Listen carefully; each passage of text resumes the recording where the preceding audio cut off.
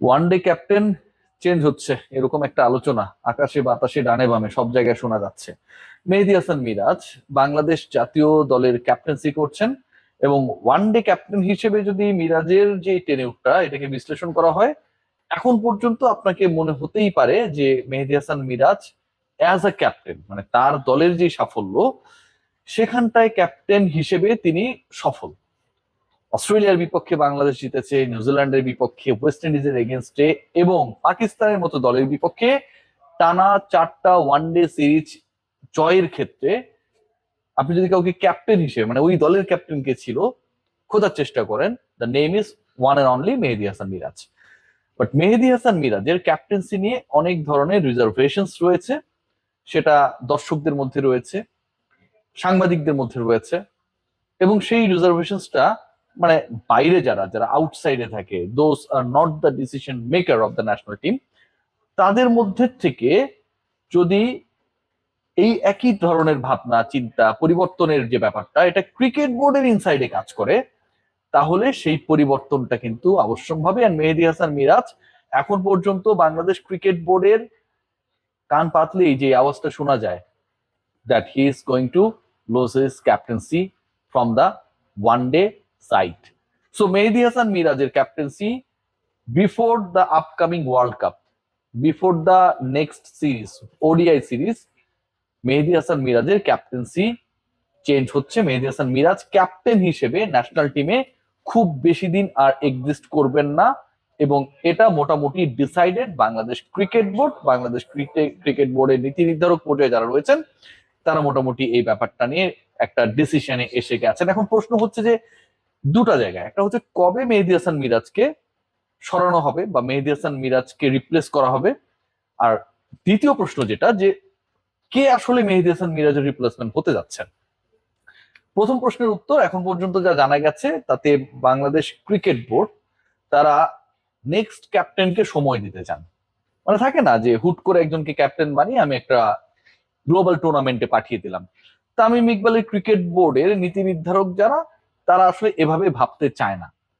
They want to give at least 6 months, 7 months, or a notable amount of time to the new captain to make his side.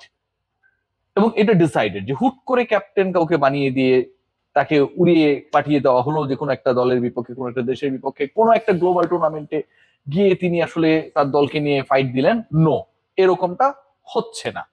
যেহেতু এরকমটা হচ্ছে না, so ডিসিশনও যেহেতু হচ্ছে মিরাজের এগেনস্টে, মেহেদী হাসান মিরাজের ক্যাপ্টেন্সি যতটুকু গুঞ্জন আবারও বলছি যে আগামী ক্রিকেট বোর্ডের সভাতেই সম্ভবত এই ব্যাপারে ডিসিশন মেক হবে। মানে সর্বোচ্চ এই মাসের মধ্যে একটা বড় সম্ভাবনা রয়েছে মেহেদী হাসান মিরাজকে ক্যাপ্টেন্সি থেকে সরিয়ে দেয়ার। এখন আপনাদের এখানটায় প্রশ্ন হতে পারে নতুন ক্যাপ্টেন কে হবে।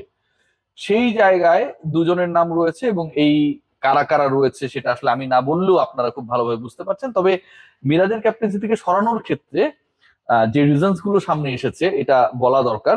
প্রথমত হচ্ছে টিমের উপরে কন্ট্রোল নাই, দলের মধ্যে প্রচুর গ্রুপিং এর এখন পর্যন্ত বাংলাদেশ ক্রিকেট বোর্ডের কাছে যে খবর রয়েছে যে এটা মিরাজ গ্রুপিং করেছে বা মিরাজ কাউকে নিয়ে গ্রুপ বানিয়েছে, ব্যাপারটা এরকমটা না, বাট দলের মধ্যে একটা বিভেদ রয়েছে। Point number one. Number two, on field decision making এর ক্ষেত্রে অনেক ক্ষেত্রেই মেহেদী হাসান মিরাজ যে সিদ্ধান্তগুলো ক্রাঞ্চ মোমেন্টে নিয়েছেন সেই সিদ্ধান্তগুলো আসলে খুব বেশি ফলপ্রসূ হয়নি। দলের পরাজয়ের ক্ষেত্রে সেগুলো সিগনিফিকেন্ট রোল প্লে করেছে এবং মেহেদী হাসান মিরাজের অনেক বিতর্কিত সিদ্ধান্ত, অনেক অনফিল্ড সিদ্ধান্ত নিয়ে ডিবেট যেটা সোশ্যাল মিডিয়ায় ক্রিয়েট হয়েছে, মেইন স্ট্রিমে আলোচনা হয়েছে, বাংলাদেশ ক্রিকেট বোর্ডের নীতি নির্ধারকরা সেই ডিবেট গুলোর সাথে একমত। পয়েন্ট নাম্বার থ্রি যেটা, মেহেদী হাসান মিরাজের পারফরমেন্স। ডেফিনেটলি আপনি ওয়ার্ল্ড কাপকে যদি প্ল্যান করেন ইউ নিড সামওয়ান পারফর্মিং। মেহেদী হাসান মিরাজের পারফরমেন্সকে আপনি খুব খারাপ বলতে পারবেন না যে খুব খারাপ মেহেদী হাসান মিরাজ খেলছে, নো। আবার মেহেদী হাসান মিরাজের পারফরমেন্সকে আপনি খুব ভালো বলতে পারবেন না যে মেহেদী হাসান সুপার পারফর্ম করছে। থাকে না যে মিরপুরে হোম অফ ক্রিকেটে 2018 সালে মিরাজ এক একলা অনেকটা ভারতের এগেনস্টে সিরিজ জেতালেন, ওই মেহেদী হাসান মিরাজ আর রাইট নাও আমরা যে মেহেদী হাসান মিরাজকে পারফর্ম করতে দেখি, একটা বিগ ডিফারেন্স।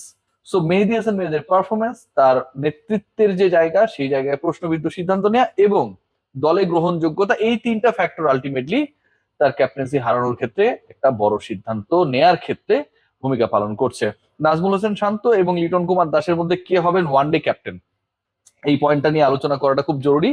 এবং এখানটায় এখন পর্যন্ত কে এগিয়ে, এটা খুবই কনফিউশনের মধ্যে রয়েছে। আমরা সবাই জানেন যে নাজমুল শান্ত তিনি ওয়ানডে ক্যাপ্টেন্সি করেছিলেন, মিরাজের আগ পর্যন্ত তিনি ক্যাপ্টেন ছিলেন। হুট করে একটা ডিসিশন মেক করা হয়, যে এই সিদ্ধান্তটা বিতর্কিত ছিল, যে হুট করেই মিরাজকে ক্যাপ্টেন্সি দেওয়া হলো, হুট করেই একটা সিরিজের মানে just before 2 or 3 days Najmul Hossain শান্তকে সরিয়ে দেওয়া হলো। That process was not accurate, ওটাকেও আসলে সাপোর্ট করার কোনো সুযোগ নেই। বাট এটার সাথে আসলে ক্রিকেটারদের কোনো দোষ নেই, এটা মিরাজেরও সমস্যা না, এটা শান্তরও সমস্যা না। ওই সময় ক্রিকেট বোর্ড এভাবে সিদ্ধান্ত নিয়েছে। সো প্রশ্ন হতে পারে, প্রশ্ন তোলা যেতে পারে, বিতর্ক হতে পারে ক্রিকেট বোর্ডের সেই সময় সিদ্ধান্ত নিয়ে। নাজমুল হোসেন শান্ত আলোচনায় রয়েছেন যেহেতু তিনি দায়িত্বে ছিলেন। আবার নাজমুল শান্তের একটা প্রবলেমের জায়গা রয়েছে, আন্ডার হিজ ক্যাপ্টেন্সি বাংলাদেশ দল মেহেদী হাসান মিরাজের ক্যাপ্টেন্সিতে যতটা সফল, মেহেদী হাসান মিরাজের ক্যাপ্টেন্সিতে টানা 4টা সিরিজ জিতেছে। বাংলাদেশ একটা ভয়ঙ্কর প্রবলেমেটিক সিচুয়েশনের মধ্যে ছিল, আপনারা সবাই জানেন। কারণ হচ্ছে আপনাকে টপ র্যাঙ্ক টিম গুলোর মধ্যে একটা জায়গায় থাকতে হবে, টপ 10 এর মধ্যে থাকতে হবে যদি আপনারা সরাসরি বিশ্বকাপ খেলতে পারেন। সো ওই জায়গা থেকে উত্তরণের ক্ষেত্রে কিন্তু মেহেদী হাসান মিরাজ একটা বড় রোল প্লে করেছিল ওই সময়টায়। এবং নাজমুল হোসেন শান্তর সময়ের যে ক্যাপ্টেন্সি, ওই ক্যাপ্টেন্সির সময় আবার বাংলাদেশ তাদের র্যাঙ্কিংটা হারিয়েছিল, বাংলাদেশের অবনমন হয়েছিল। সো নাজমুল শান্ত ক্যাপ্টেন্সির আলোচনায় ভালোভাবে রয়েছে, but as the captain, as a captain of the side, তার পারফরমেন্স, ক্যাপ্টেন হিসেবে performance, not as a batter, সেটা কিন্তু মাইক্রোস্কোপিক লেন্সে দেখা হচ্ছে। লিটন কুমার দাস আরেকটা ক্যান্ডিডেট, এবং লিটন কুমার দাসকে নিয়ে যথেষ্ট আলোচনা রয়েছে। T20 ক্যাপ্টেন, আপনারা সবাই জানেন।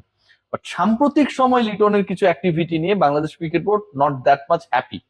এবং তার একটা হচ্ছে যে চায়না গমন, হ্যাঁ, চীনে চলে যাওয়া, জাতীয় দলের একজন ক্যাপ্টেন, মানে তার কাছ থেকে অন্তত একটা ডিসেন্ট প্রপোজাল মানে এক্সপেক্ট করেছিল, যে আমি অমুকটা করতে চাই বা অমুক জায়গায় যেতে চাই, ট্রিটমেন্ট করাতে চাই, ঘুরতে যেতে চাই। এটা ক্রিকেট বোর্ডের একটা ডিজায়ার ছিল এবং এটা খুব এক্সপেক্টেড। সেই জায়গায় লিটন কুমার দাস তিনি ভুল স্বীকার করেছেন। বাট যে ঘটনাটা ঘটেছে, যে থাকে না যে যদি কিন্তু, মানে অনেক ভালো ভালো আপ্যায়ন করা হয়েছে, আপনি প্ল্যানও করছেন যে আজকে পেট ভরে খাবেন, কিন্তু ওই মা চাচিরা করে কি, যে একদম প্লেটের মধ্যে না চাওয়ার পরে হচ্ছে অনেকগুলো খাবার দিয়ে দেয়, তখন হয় কি পুরো মিক্সচারটা নষ্ট হয়ে যায়। লিটন কুমার দাসের এই অ্যাক্টিভিটিটা অনেকটা এরকম ভাবে ক্রিকেট বোর্ডকে, মানে তাদের যে প্ল্যান ছিল সেই প্ল্যানটা ক্ষেত্রে একটা বাধা তৈরি করেছে বলে মনে হচ্ছে।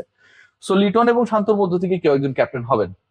আর বাংলাদেশের যে আপকামিং সিরিজ, ওয়ানডে সিরিজের আগে নতুন ক্যাপ্টেন মেহেদী হাসান মিরাজ তার কাছ থেকে দায়িত্ব গ্রহণ করবেন। মেহেদী হাসান মিরাজের ক্যাপ্টেন্সি থাকছে না মোটামুটি ডিসাইডেড। এই ব্যাপারে যে কোনো ফার্দার আপডেট আপনারা হয়তো পরের বোর্ড সভা থেকে পেয়ে যাবেন। বাংলাদেশ ক্রিকেট বোর্ড মুখে তালা রেখেছে, বাট ক্রিকেট বোর্ডের ভেতর থেকে এই খবরগুলো, অথবা ক্রিকেটারদের ভেতর থেকে, ক্রিকেটারদের মধ্যে এই গুঞ্জন এবং আলোচনাটা খুব জোরালো হয়েছে যে কে তাদের নতুন ওয়ানডে অধিনায়ক হতে যাচ্ছেন। এই ব্যাপারটা আমার কাছে মনে হয় যে জাস্ট ফর্মাল হবার অপেক্ষা। Within this month we can expect যে Bangladesh is going to get a new captain in the ODI side.